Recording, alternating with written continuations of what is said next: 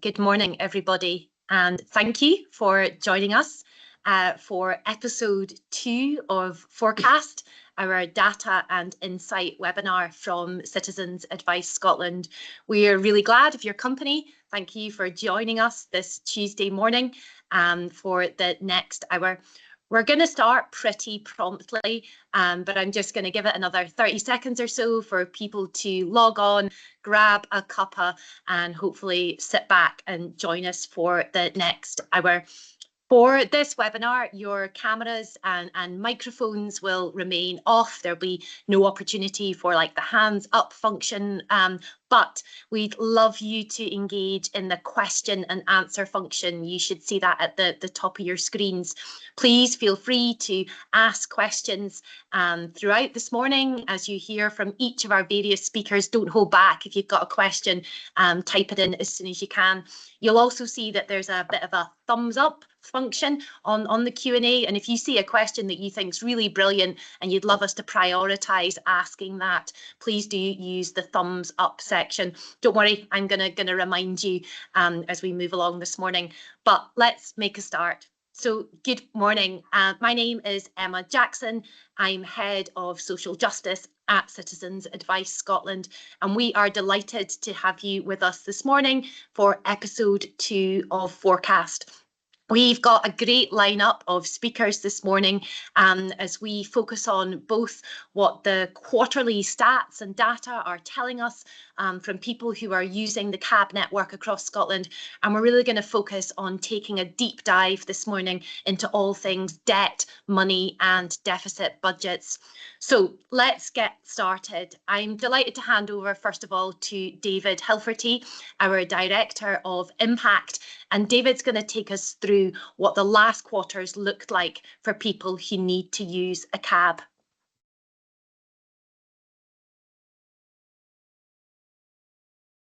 Thanks very much, Emma. And as Emma said, this is our second episode of ForeCASt. We've got a growing audience of attendees who either made a long last time out or new sign-ups for the first time. Again, really warm welcome to all. It's great to have you here. I think at the start it's worth setting out a wee bit about who we are and what we do. We are Scotland's largest independent advice provider across 59 local CAB in every corner of Scotland.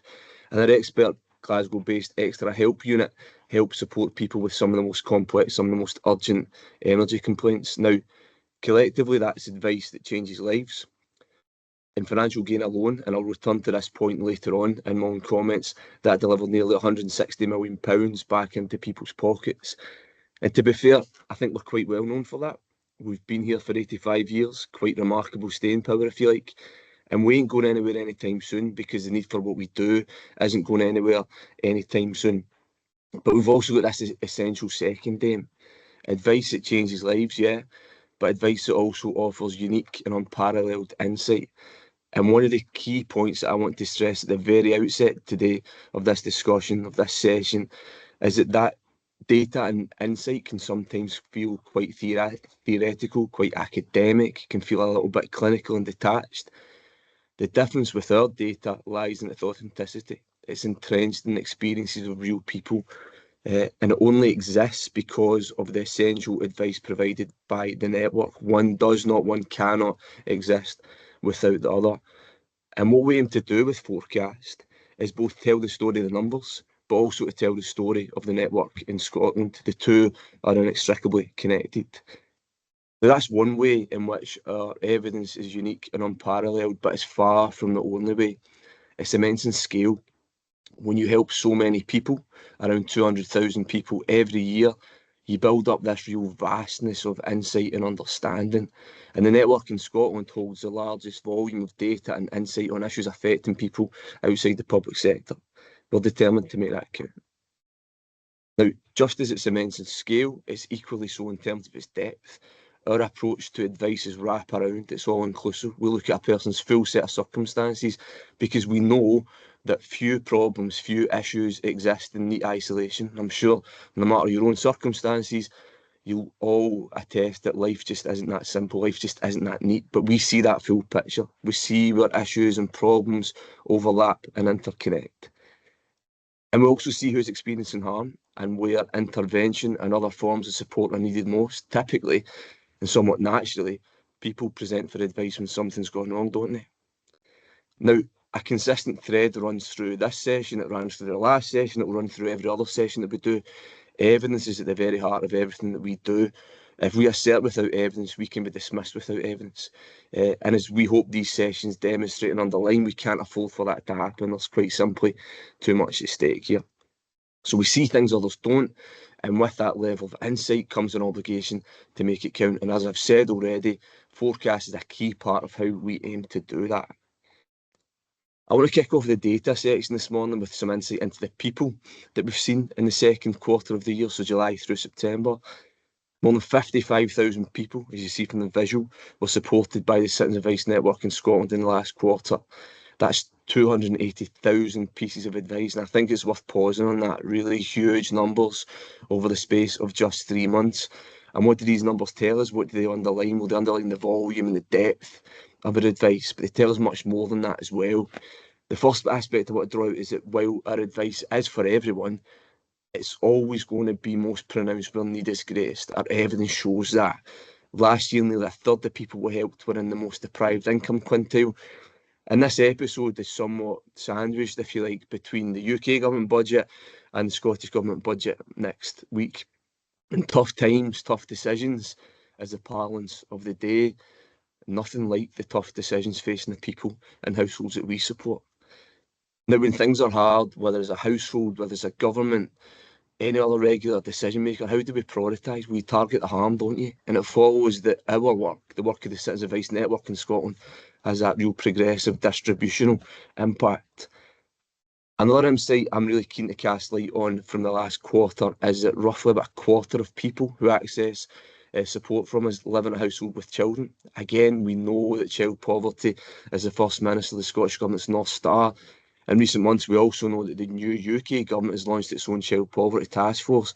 Now, in that context, in these spaces, we're determined to bring our unique insight into play. Again, we see things others don't. We see it at scale. We see it early. We want to tell you about who we see, but we also want to share some insight around the issues that drive this ever-increasing demand for our essential services. Now, the next visual sets out the top 5 advice areas. And when you look at these top issues, these are the building blocks that collectively constitute what somebody's standard of living looks like. It's social security, it's debt and money, more in that theme today from my colleague Myles shortly. It's energy, it's homes. You don't seek out this type of information or help because you're just feeling a wee bit curious. These are issues that are fundamental. These are issues that are absolutely essential. And here's where our insight really comes in its own. We hold people to reality. Interest rates might be lowering. Inflation might be rising, albeit not quite so quickly. We had the price cap, the so-called price cap announcement last week. These are some of the big macro indicators that start to tell a story which for me lacks texture, which lacks context. And what our data highlights is the reality for people with most skin in the game. And every day, and despite it fading out somewhat from public discourse, our advisors support people who attest the cost of living crisis nowhere near over. A main contributor to that is the fact that energy costs, and I mentioned the price cap announcement later, if we can skip to the next slide please, energy costs remain far too high for far too many people. Now last week we published the Energy Brief. Now that's a new data product that shares our intelligence on what's happening across energy advice specifically. A central part of our energy advice provision is led by our brilliant extra help unit, and I'm fortunate enough to sit alongside colleagues in our office in Glasgow most days. As an amazing team there help people resolve some of the most complex, some of the most urgent energy complaints, frankly some things that just shouldn't get to that point. Now, we know from the last quarter that 75% of the people that the extra help unit support are what we refer to, or what are referred to as self-disconnection cases. And let's be really clear here about what that means. It's when you don't have enough money to top up the meter and keep your home warm and keep the lights on. And again, we're not just here to tell the story of numbers and stats. We're here to tell the story of the difference that we make. That difference is very real. I was talking to a colleague in the extra help unit last week. Was telling me about a really long discussion over multiple calls with someone that they were supporting. And at the end of the call, the person said, "Thank you. I think I'll be able to sleep tonight." That totally stopped me in my tracks, but that's what we do. That's what the network does. It's what the issue does. It's this difference that we make every single day. Now, just as we support others, support people that others may not, we deliver real, often life-changing outcomes when we do that. This is a time of year that we typically review what internally we tend to refer to as client financial gain. What do we mean by that? Essentially, what we mean is how much money we help people gain through new entitlement to social security, savings through debt and write-off and these kind of things. Now, in last year alone, just in 1 year, the network supported people to gain £158 million. The average gain per person was around £3,500 for those who did experience a financial gain. Again, properly life-changing difference here. There can be little doubt, I think, that winter is upon us this past week. If we can flick to the next slide, please. And that point around the sort of changing of the seasons is something new that we've been digging into our data on.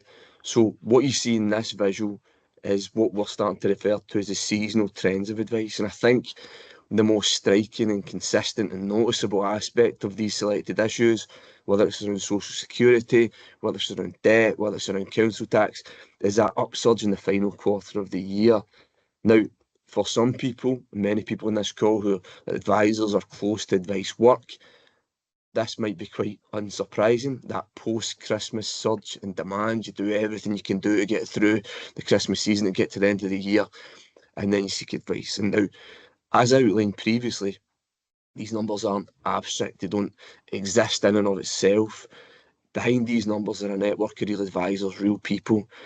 And what's the context for the sector at this time? As the seasons change and demand spikes, well, at the very time that the essential service is most in demand, this is when uncertainty, this is when precarity is most pronounced. And I speak a lot about how me and my colleagues see the issues and then determine our own influence and priorities based on that.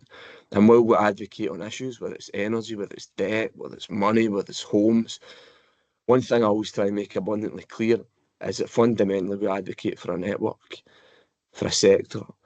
And the big prevailing issue here is around funding security. Most third sector organisation, including the network of 59 cabs across Scotland, receive funding on an annual basis. Now, what that means is at the end of each year, there's huge uncertainty around whether funding will be renewed.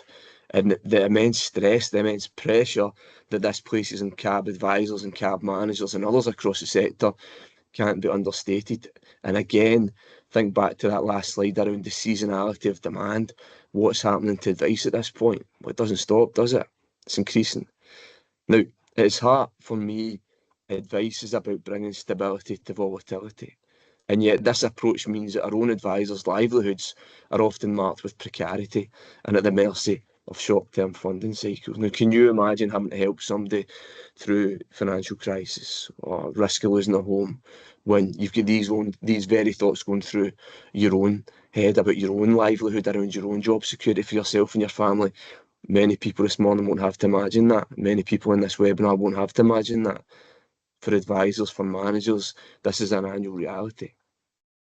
And I often think of, in terms of this, what other career profession is exposed to such precarity? What other job role is exposed to this level of precarity?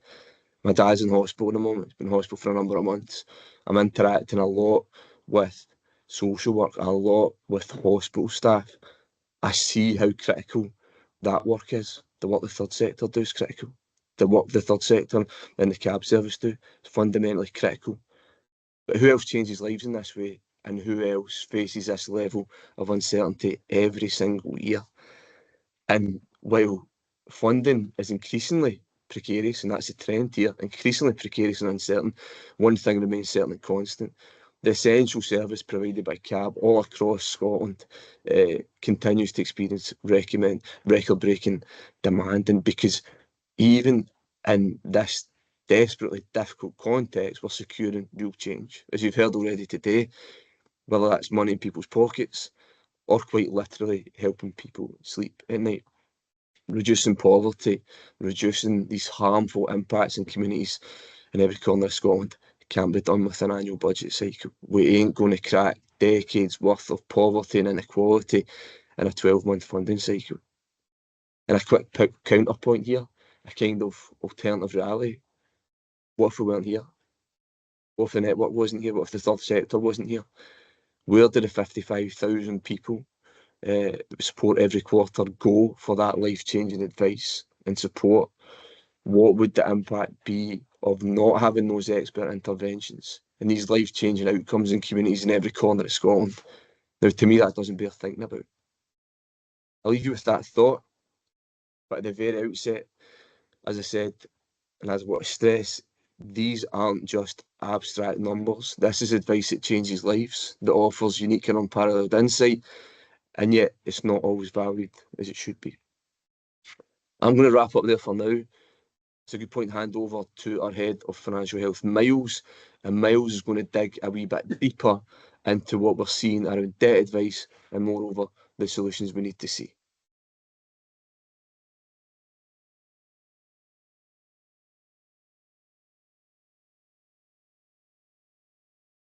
Good morning, everybody. My name is Myles Fitt. I'm the head of financial health at Citizens Advice Scotland, and I'm going to dig into some of our data that we have on debt. Now, we have lots of data on debt, and I could be here until next week if I was to go through all of it. And obviously, you've just given us 1 hour of your time. So you would relieved to hear I won't do that. I'm just going to focus on 3 specific areas. I'm going to look at the types of debt. I'm going to look at the demographics of debt, and also look at the living experience of the living standards of people who experience debt as well. Just looking at the wider economic picture, though, I mean, I think it's fair to say that when you look at, we've got inflation that's coming down, although it's still inflation, and I think that's an important point to remember. And we have interest rates that look set to come down. And it could be argued by some that the UK economic ship is sailing into relatively calmer financial waters. But we are seeing people coming into cab service who have been left in its wake, caused by the effects of the pandemic and caused by the cost of living crisis as well. And there's 3 groups we've seen in particular. One of the groups is people who are financially struggling in any case. They continue to financially struggle. We have people who were they were just getting by. Their financial heads were just staying above water. They've been caught by all the economic crisis and the cost of living and so on as well. And then the final group was an interesting group. These were people who were, you would argue, had a little bit of comfortably off. They had a little bit of moderately comfortable, I should say, and they had a little bit of a buffer zone. But that's been eaten into by the using their savings during the pandemic, and then hit with the double whammy of the cost of living crisis as well. So I'll just crack on with the first slide, if we can get to the first slide, and look at the types of debt that we are seeing. So council tax debt, this is the single biggest debt that we are seeing. We've seen for many, many years. That's representing 36% of our clients that are in council tax debt arrears. We also, when it comes to energy debt, we're seeing this has rocketed up in recent months and years for understandable reasons, and it's not helped by the increase in the energy price cap last week. That's not going to help matters either. When it comes to housing debt, we have, if we look at the people who are tenants within a registered social landlord or local authorities, then the numbers of people and the amount of debt has gone up by around 24-25% in there as well. And then finally, we've got credit card debt. Now that is rising, not as fast as public sector debt is rising according to our data, but nonetheless we should be keeping an eye on. And there's also another thing about credit cards. We know that some people are using credit cards to pay for the essential costs of daily living, and that is a feature of something we see across a lot of the people who are coming in and we're having to deal with debt. It's the essential costs that they're prioritising. We did a bit of work on council tax arrears a couple of years ago. We were trying to look at the drivers of council tax arrears, what was causing it. And what we found was that people were prioritising food, energy, shelter over council tax. And they were doing it because there was a tangible consequence for not paying those other bills, whereas they looked at council tax and thought, well, the bins still get emptied, the street lights stay on, schools stay open. There's not that sense of consequence by not paying the council tax. Now, there's other good reasons for paying council tax, not least because it's very quickly and harshly collected. But nonetheless, it was an interesting insight. Another thing about people who are with debts is that people don't come to the cab service for single debts, right? They do, but it's much more common that you'll get people who have got multiple debts. There's a cluster of debts. Interestingly, council tax is usually amongst them. But that's certainly worth thinking about. And I think if we want to go on to the next slide, I want to talk to you about Andrea. She's somebody who came into one of our cabs in the east of Scotland. She needed help with a range of debts. And one of the key things that the cab service did, the advisors did to begin with, was to prioritise those debts. So they looked at council tax as one that gets collected more quickly. They prioritised that and made sure that was one that she was able to try and pay some back on. But what advisors tell us about people who are in Andrea's situation is that when you've got a multiple number of debts, it becomes very all-consuming for them. It stops their ability to function in life. They're worrying about potential costs. They're worrying about future costs or the costs that are in front of them. It's hard for them to engage in everyday life with family and friends, and with Christmas coming up, and that's a real challenge for people in Andrea's situation. So I've talked about that. I'd like to talk about our slide. So the next slide, please, on our demographics of people in debt.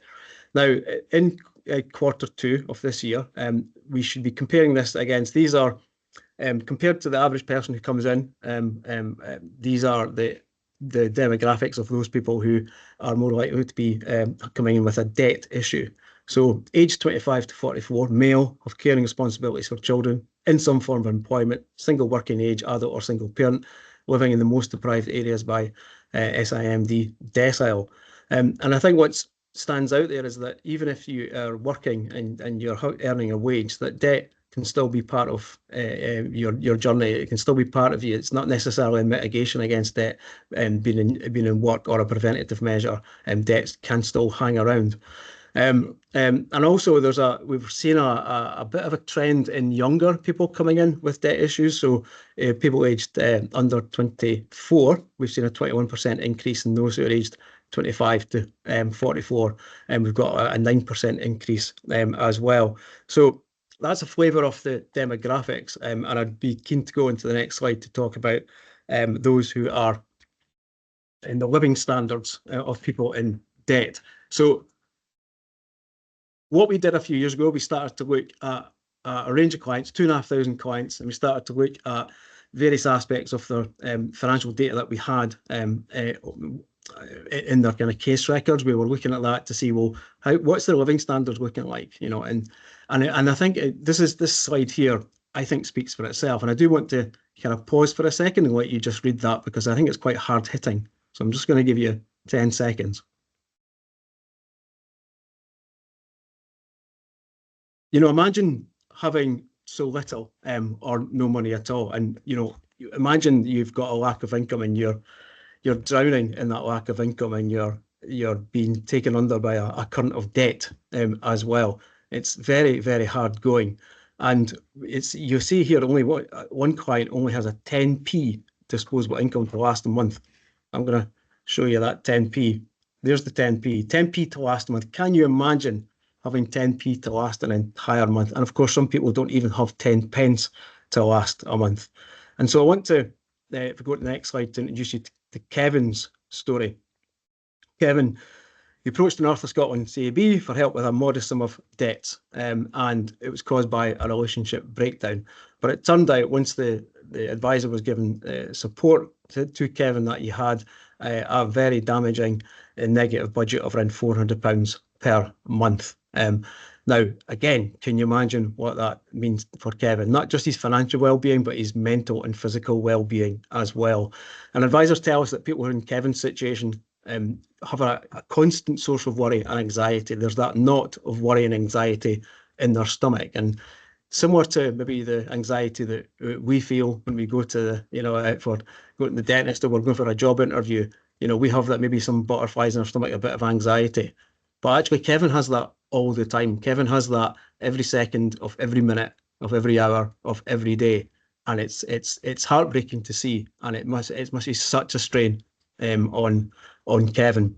Now, what the CAB advisors will do for Kevin is that they'll look at his income. They'll try and maximise his income. They'll try and maximize. They'll look at his budgets. They'll look at his debt and do everything they can. But sometimes that isn't enough. Sometimes the CAB advisors they put so much effort in, but still it isn't enough, because unless we have structural reform, then that's something that I can't really tackle the underlying issues. So I want to move on to the next slide and just talk about some of the solutions that we have, that we'd like to put forward, we think would help. And these are all based on improving people's income and reducing costs. And these are done at a much higher level than the support they've been given within the CAB service. Now, minimum income guarantee, there's never been a more needed time for a minimum income guarantee, an income where people have a level which they don't fall below, and it's an income whereby it ensures a decent standard of living.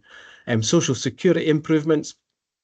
Definitely, if there's more money coming from the UK and Scottish governments on social security, and end up certain practices like the 5-week wait for universal credit. Social tariffs, interesting one. We look at broadband, for example. There are social tariffs there. I'll give a nod to my colleagues and the rest of the impact team who deal with that issue. They've worked really hard to increase the number of social tariffs on broadband, so well done to them. Energy tariffs, there's been growing calls for quite some time for that, and we hope to see that happen sooner rather than later.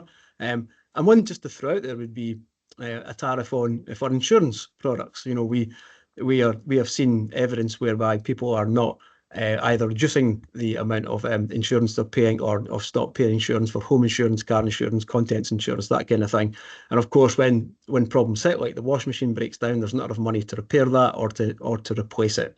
Public sector debt reform, that is public sector debt. I think I mentioned earlier on that public sector debt is collected much quicker and more harshly than consumer debt is. So we have a situation whereby we've got a range of organisations, especially in the third sector, who are starting to make calls for reforms to public sector debt, and we need local authorities to engage in that as well. There is really good work going on in Dundee City Council at the moment, who are not chasing for council tax debt on people that they have the information on, that they know do not have the money to repay that. They know it's not worth spending the money to recover the debt from people who don't have the money to repay that debt. So these are the 4 things. It's a minimum income guarantee, social security improvements, social tariffs, public sector debt reform. They themselves alone are not going to solve everything, but they're a step in the right direction. There's more things that need to happen. And I'm just going to leave it there. I'm going to thank you for your time this morning, and your ears and your eyes, and for giving me your time to listen. Thank you very much.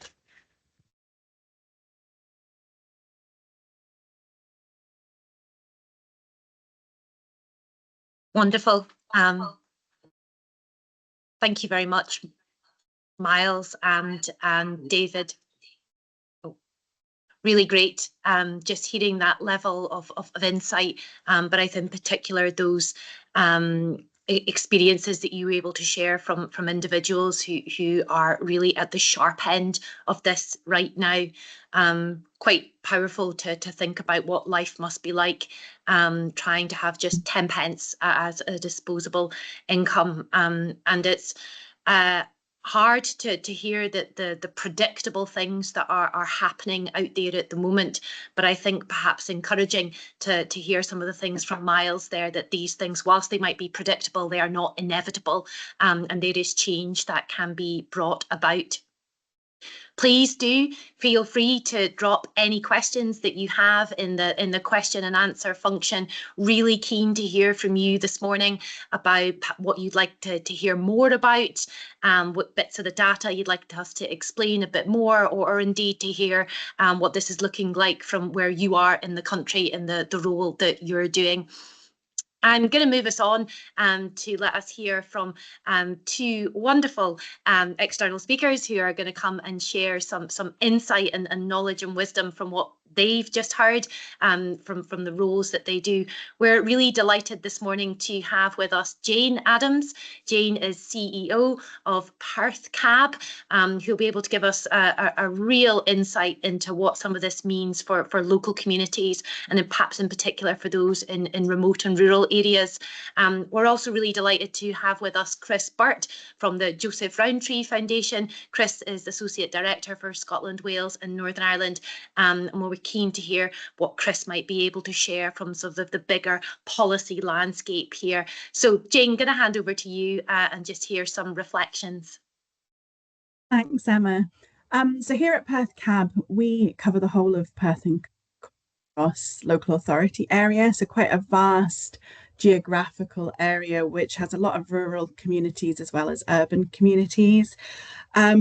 Over the past year, ForeCASt, we've supported clients with over £7 million worth of debt. To put that kind of as an average, that's an average debt for each client that sought complex debt advice with us of £12,000. So, you know, quite high levels of debt here in this area that people are presenting with. I think one of the key points, and it was alluded to, you know, by David and Myles, is that, you know, debt doesn't stand alone as an issue.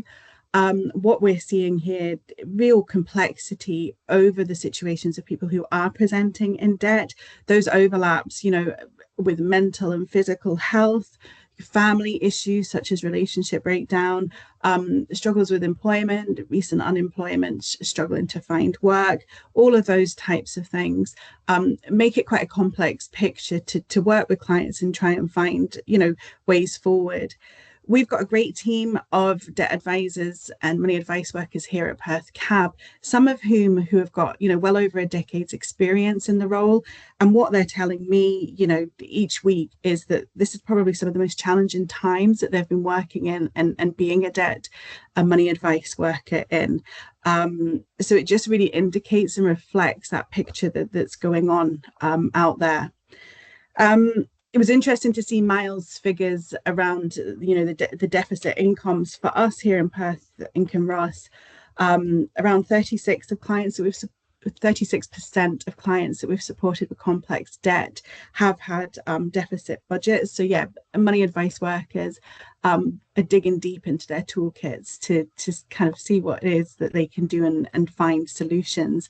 So of course that is going through all the debt options with clients, but also maximizing incomes and working with other colleagues, you know, benefits advisors, financial inclusion advisors to maximize incomes and applying for grants where available as well. So it's really just digging into that toolbox. We've been doing a lot of work, and it was, as Myles said, around public debt reform. We've been doing a lot of work looking into that public debt in our local area. 44% of clients who present to us with debt do have council tax debt, which obviously mirrors that national picture. But interestingly, nearly half of those clients who present with council tax debt also have rent arrears, which there is that very real and serious consequence when people do fall behind with their rent. Nearly 2/3 of people with any public sector debt that are presenting in Perth and Kinross do have other debts. The highest two for us is credit card debt, but also energy debt as well. So these debts, you know, we're talking rent, we're talking energy, we're talking credit cards where people are putting those, you know, day-to-day living costs on credit cards. It's really demonstrating that people are struggling with essentials and that essential cost of living. One of the highest, where we are higher than the national average in Perth and Kinross is over energy debt. And this may reflect on kind of the housing situation, a lot of the rural properties that we've got throughout the area. So again, our money advice workers do have to work closely with energy colleagues, looking at kind of what the housing situation is and energy efficiencies and things like that. So these are the kind of extra layer of things that you can get when you're working in a rural community as well. The other thing to say, you know, particularly for Perth and Kinross, is around the levels of rent arrears and the level of kind of eviction prevention work that we are doing. Obviously, that comes with huge challenges. We're trying to save homes. We're keeping people in tenancies. And one of the benefits that we've got in the area, and I just wanted to highlight that local practice, is having good partnerships with housing associations, local authorities. And that's something that we've been able to do over the rent, the rent situation, the rent arrears clients, is have those strong partnerships in that local practice, because although we do have higher levels of people coming through, that means there's people accessing help and advice to be able to sustain their tenancy. So I think I just wanted to highlight that local practice, because sometimes on that local level it's like, well, what can we do? This looks like a pretty dire picture, and it is about kind of engaging with partners and working together. And what we're also trying to do on the public debt, and just to say this finally, is look at what other areas are doing, particularly around council tax reduction, and come together with partners. And we do have a local task force to look at these areas and what can we do around that council tax. Because 44% of clients presenting with council tax arrears, it's indicating quite a significant problem. Thank you, Emma.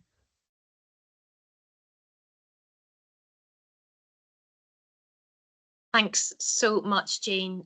It's just so helpful to us just to take that kind of deep dive into one particular area in Scotland and hear what that's looking like, not just for the people in your communities, Jane, but indeed for your advisors. Chris, delighted to hear from you now. Great, thanks, Emma. I'll zoom out a wee bit, although I am also in Perth and Kinross, and hopefully you can hear me all right. One thing I just wanted to focus on first is, like, we've heard from Jane, Myles and David about the immediate pressures that people are facing and how the cost of living crisis and the pandemic have impacted on those. But I do think it's worth just pausing for a minute, because I think there is a risk that that people are kind of getting their minds, oh, inflation has fallen, COVID is behind us in inverted commas, so poverty is fixed. And it's just, I think it's a real trap that we can potentially fall into. What we've seen in the UK, particularly since the turn of the millennium, is a harsh deepening of poverty, particularly for single adults, particularly for households where somebody is disabled. And this is what is coming in to bite us now, is that started, as I say, 20 odd years ago. It was then made an awful lot worse by welfare reform. And then along came the pandemic, along came the inflation spike, along came the increase in interest rates, and feasted on the inherent weaknesses that we have within our society. And until we right the wrong of that depth of poverty, the fact that there's about 4 million people across the UK who experience destitution, being homeless, not being able to feed yourselves properly, not being able to heat your homes.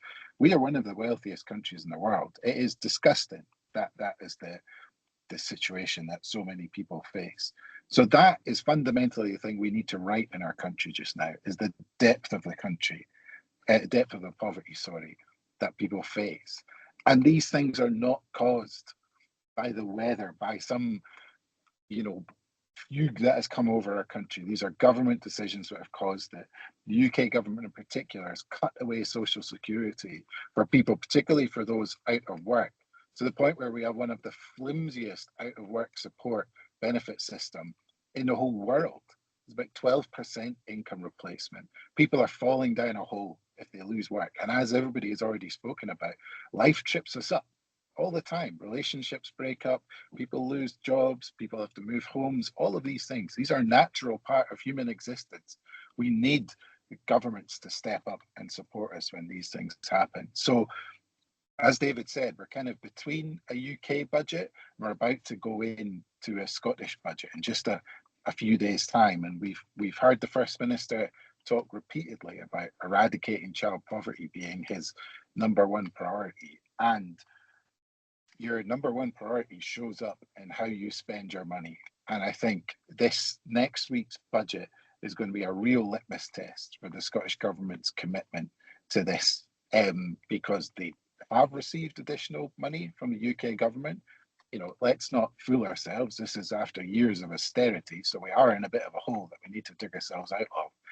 But we cannot have a healthy society, healthy public services, a healthy economy, while so many people are struggling just to put food on the table and to keep the lights on.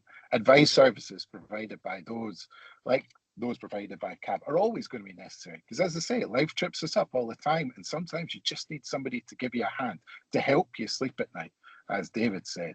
That's a vital service. But the demand on services like the ones that CAB provide, on food banks, etc., is just not sustainable. We need to bring that down, and we need to use the talents, the energy that we see within our advice services, within the broader third sector, for getting people to live well, not just survive. And that is in the hands of our politicians. And hopefully in next week's budget, we'll see them stand up to the scale of a challenge in front of them. Thank you very much, Chris. I think echoing what all of us who are part of the Scottish Citizens Advice Network would say is that there is always going to be a need for community-based advice, people helping each other to figure out the situations in life that trip us up or we need a bit of advice around. However, the volume of people that we are seeing now and the depth, the complexity of issues that folks are facing are not about individuals needing about advice. This is about systemic failure and structural issues that are failing to enable people to have a firm ground to stand upon. So really great to hear those reflections from you. Can I continue to encourage you to put questions in the chat? We've already had a few great questions come in, and we've got some things to kick us off with, but please do pop your questions in the chat.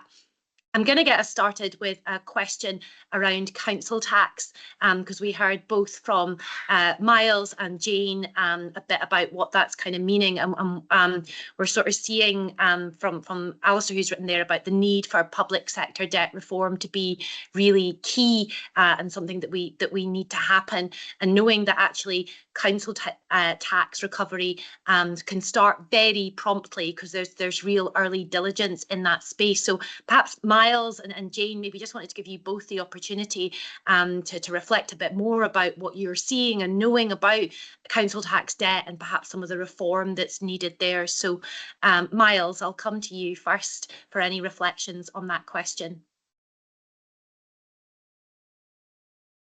Okay, thanks, Emma. So council tax debt, yeah, it's always been a challenge for us as one to influence. There's 32 local authorities. We're a small team. We've tried hard over many years.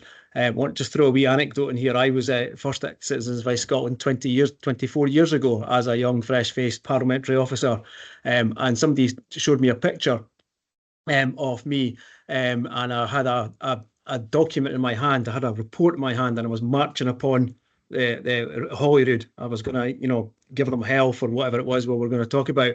And guess what? It was council tax debt. And I was like, my goodness, that is 25 years on, and we're still talking about council tax debt. So there is a growing view from certainly people in the sector that this issue needs to be tackled. Not just that, it's wider public sector debt. There's obviously water and sewage charges, there's housing debt, there's the school meals debt, and so on.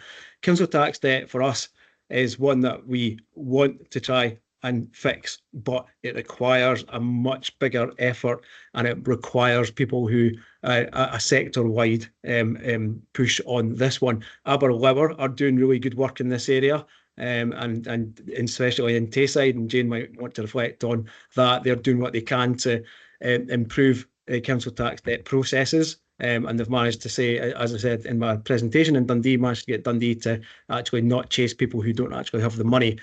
Scottish Government are interested in this, and they've set up a whole range of pilots, which involve citizens' advice bureaus across Scotland to work with their local authorities to look at ways in which they can improve council tax debt collection processes, policies and practice.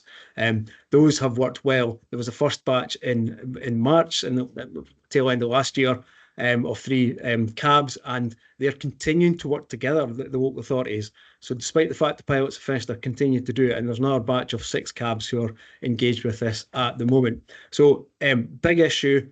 One little additional thing is we have There's bank arrestment of benefits, which is something which is a big issue, which we've got the Scottish Government to look at more closely. It's a practice that shouldn't actually be happening by UK law, but it is happening, and it's something which the Scottish Government have committed to actually addressing. So that's part of that. I hope that answers the question as much as we can and shed some light on the council tax from our perspective.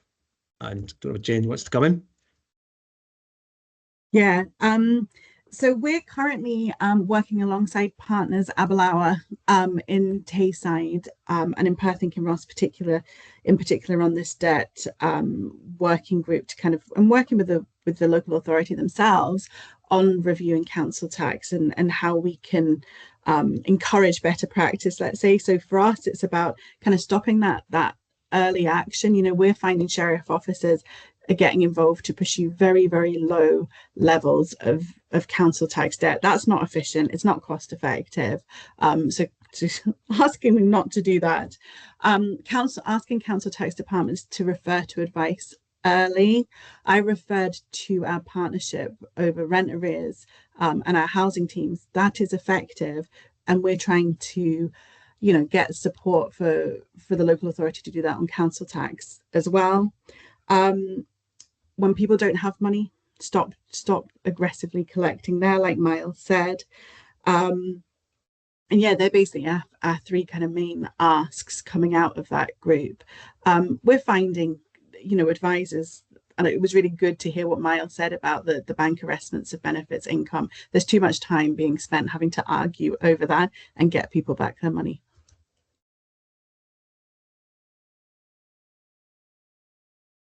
That's great. Myles, Jane, thank you very much. I'm going to move us on because I want to try and cover as many different topics as we can this morning. There was a question in the chat about the issue for households where people are working and accruing debt. And I guess really the intersection between sort of work maybe not providing sufficient income for households to be able to live off. We know today that the UK government are producing a white paper about employability and work, which is like a really pivotal moment. So Chris, maybe wanted to kind of come to you for any reflections on what you guys are seeing in JRF about this intersection between work and having enough to live on debt, and maybe any thoughts you have on this white paper coming out today. Sure.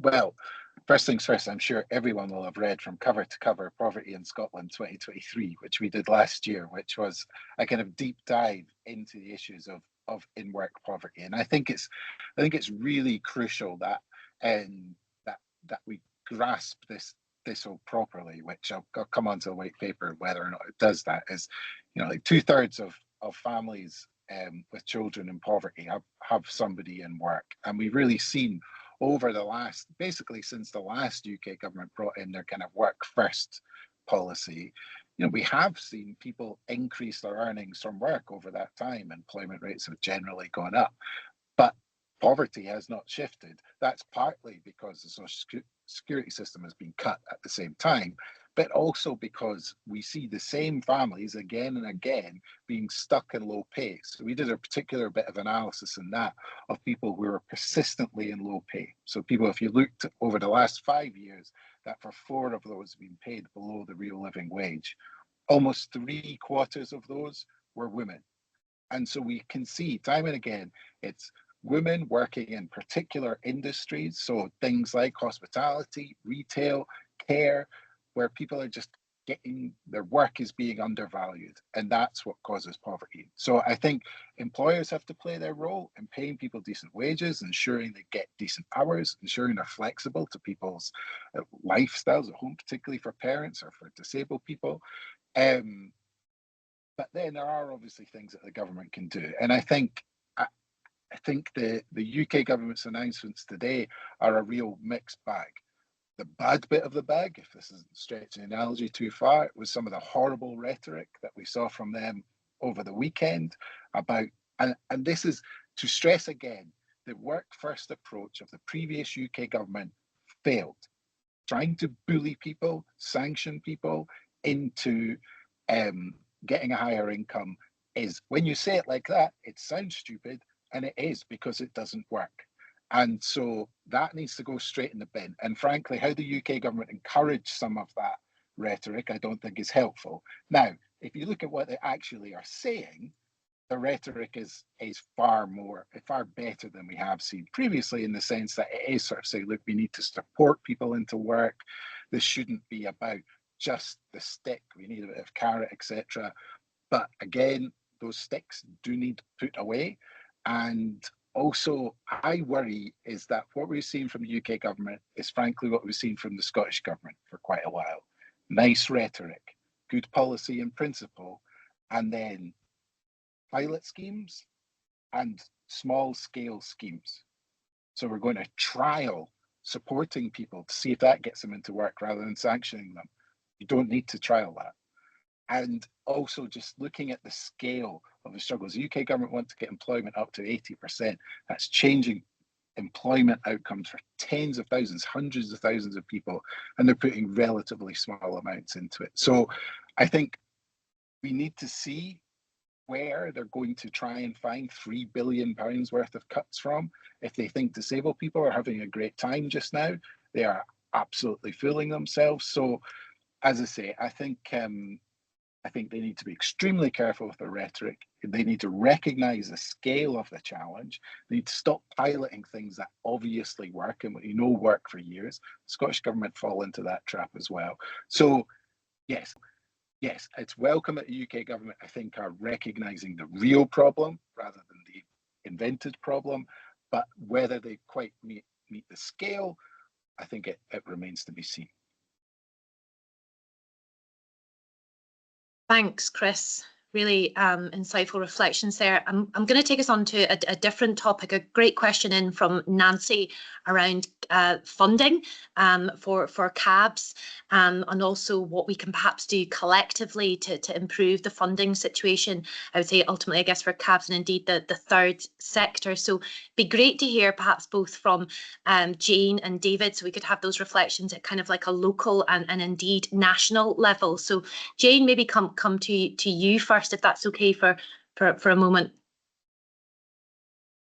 Yeah, so the question around where does funding come from for us? Yeah, so we do get some funding from the local authority, which is kind of based on outcomes and us kind of meeting parts of their strategic plan as well.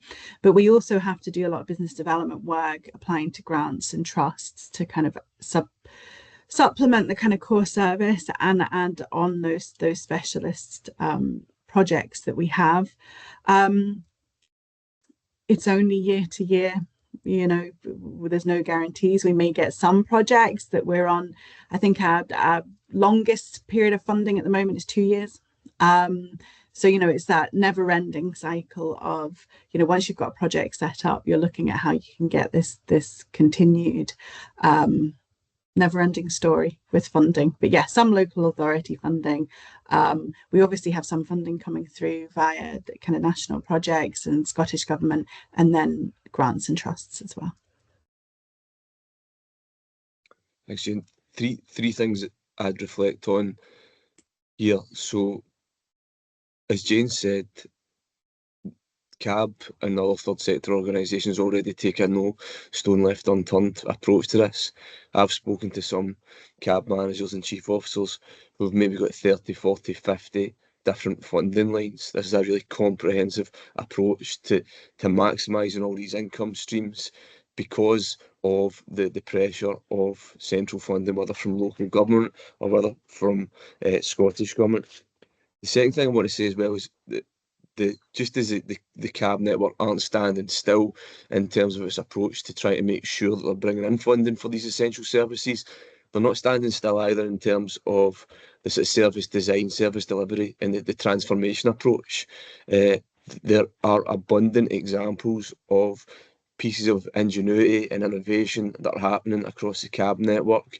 Last week we had the Minister for Public Reform in our offices in Glasgow You saw firsthand the extra help units, use of artificial intelligence to really highlight and identify vulnerability as early as possible.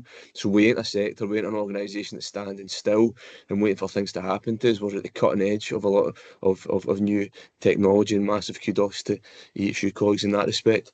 And the third and final thing I'd draw out here when we're talking about funding, a lot of the time, funders are part of the contributor to this increasing demand in our services. We've spoken about this in terms of local authorities and that really aggressive approach to council tax that turns a bit of a blip into a full-blown crisis. You know, where do you go when you're getting chased for council tax debt, or when the local authority housing provider is trying to evict you at short notice, or in other markets when your energy company's trying to break down your door and fit a prepayment meter?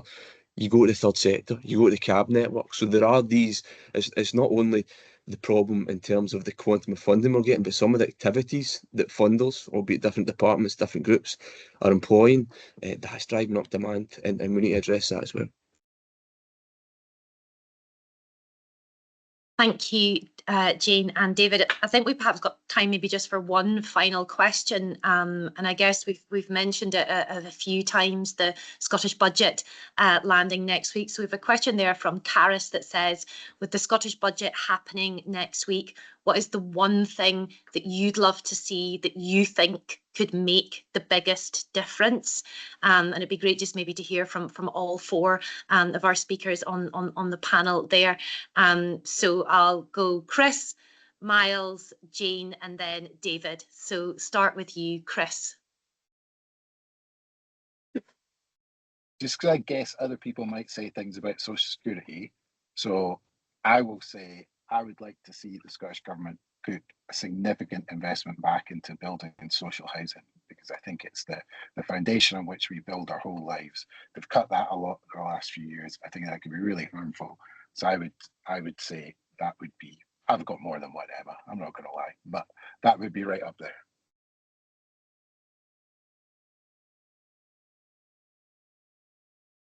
For me, don't know if I like to say two things, but I'll just restrict myself to one. Restore the winter fuel payment. As I say, these things in isolation aren't going to change the world, but they will make a significant difference. So if they can do that, that would be fantastic. For me, I think specifically thinking about Perth and Kinross, initiatives around economic development and jobs and decent work and opportunity to work. Great stuff, and I'll double down on some of my comments that I've already spoken to previously. The issues that we're trying to resolve ain't ever going to get solved in a single year. We need to see multi-year secure funding for the sector. There's precedent, incidentally. There's a 3-year public sector pay deal. This is achievable. This can happen. And it's not a radical thing, but the outcome would be radical for the network and the people that we support. Well, we will all watch next week and see if the big hopes of our panels are delivered next week. Thank you so much for joining us this morning.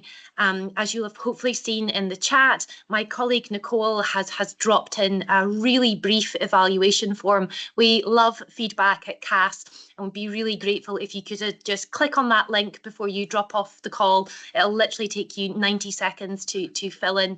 Thank you to our speakers this morning. Thank you, David and Myles. A special thanks particularly to Jane and to Chris for choosing to join us this morning, and thank you to all of you for joining us for episode 2 of ForeCASt. Later on today, into your inbox will drop the recording of today, the slide deck and the energy brief that David mentioned. Please feel free to kind of share those widely as you do, and do make time to join us for the next episode. We'll be going with episode 3 in February of next year. But thank you for your time this morning. It's been another really great conversation. Have a great day, folks. Thank you.